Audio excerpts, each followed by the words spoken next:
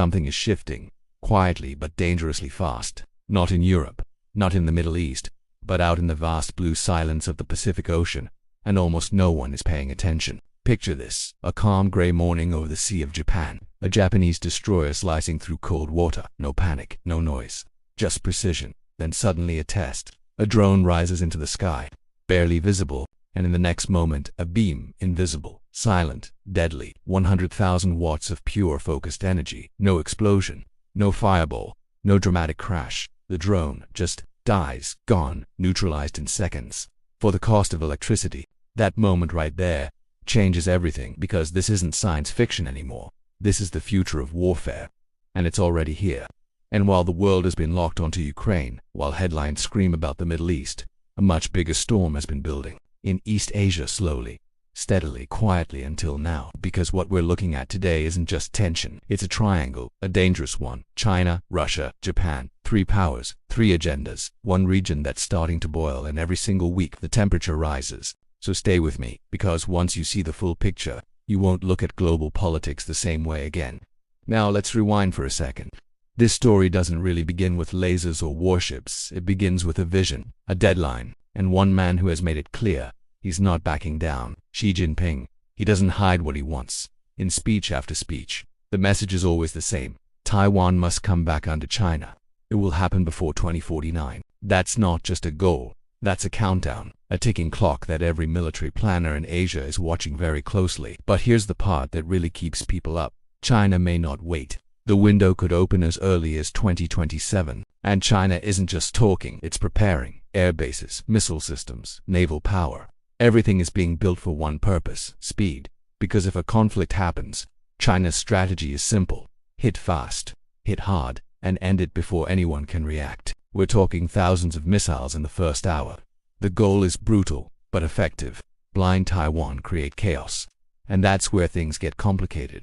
Because Taiwan isn't standing still anymore, it's adapting, quietly but intelligently. New coastal defense systems, advanced anti-ship missiles, which means, if something happens, local commanders will respond instantly, because now, an invasion becomes slower, riskier, and in modern warfare, time is everything. The longer it takes, the more likely it fails. But there's another layer, a northern shadow. Russia. While China applies pressure from the south, Russia is sending signals from above. Strategic bombers flying near Japan, nuclear-capable aircraft testing limits, a message without words: you're within range. Now imagine being Japan.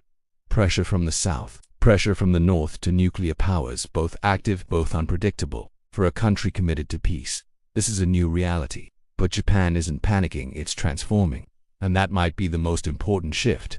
And of course, that laser system we talked about earlier. But here's what makes it truly revolutionary. It's not just about power, it's about economics. In traditional warfare, every defense comes at a cost. Missiles cost millions. Interceptors are limited. Eventually you run out. But lasers change that. As long as there's power, they keep firing.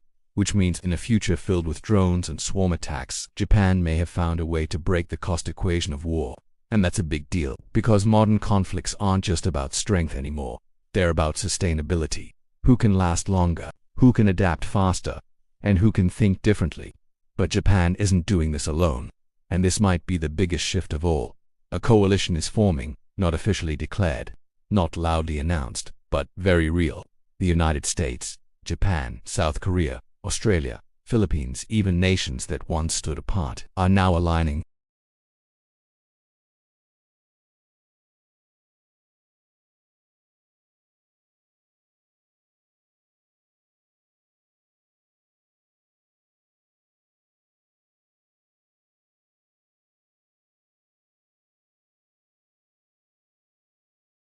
And here's the irony.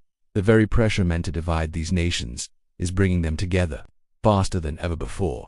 Now let's go back to China's strategy for a moment, because everything depends on speed, a rapid strike, a quick victory, a situation the world can't reverse. But every new system deployed, every alliance strengthened, adds friction, adds delay, adds uncertainty. And in this kind of scenario, even a few extra days can change everything, because if a conflict drags on, China faces a serious problem.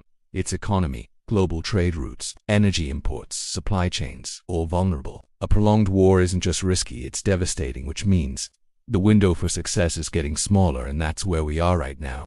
A narrowing window, rising tension, rapid transformation, no official war, but all the signs of preparation. And the truth is, most people still aren't watching this closely, but they should be, because what happens in the Pacific won't stay in the Pacific.